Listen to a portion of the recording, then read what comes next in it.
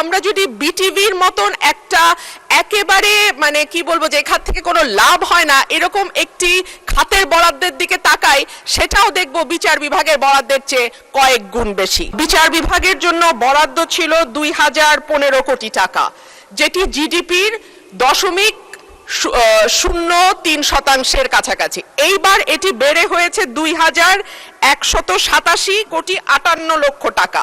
মাননীয় স্পিকার, এটাও জিডিপির 0.03% মতো, এর বেশি নয়।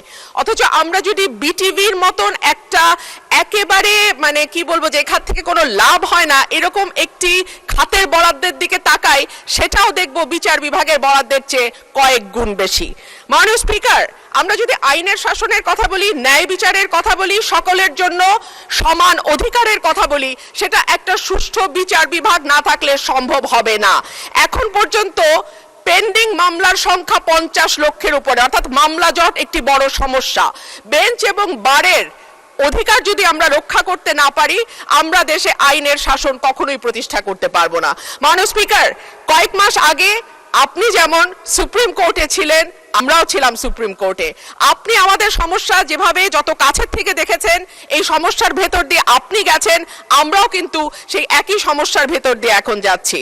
মাননীয় স্পিকার, আমাদের বারের যেই দাবিটা, যার পক্ষ থেকে আজকে আমি এখানে কথা বলছি মাননীয় স্পিকার, সেখানে বলা হচ্ছে যে আমাদের প্রতি বছর যেই ফিটা আমরা পরিশোধ করি, সেটা মৃত্যুর আগ পর্যন্ত লয়াররা সেই ফিটা আর তুলতে পারে না। কিন্তু দেখা যায় বহু লয়ার শেষ জীবনে অসুস্থ হয়ে গেছেন, প্র্যাকটিস করতে পারছেন না, আদালতে যেতে পারছেন না, কিন্তু তাদের মানবেতর জীবনযাপন করতে হচ্ছে। একই ধরনের কথা শিক্ষানবিশ আইনজীবীদের ক্ষেত্রেও প্রযোজ্য। মাসে 2000-5000 টাকা তাদেরকে সিনিয়ররা দেন, কখনো দেন না।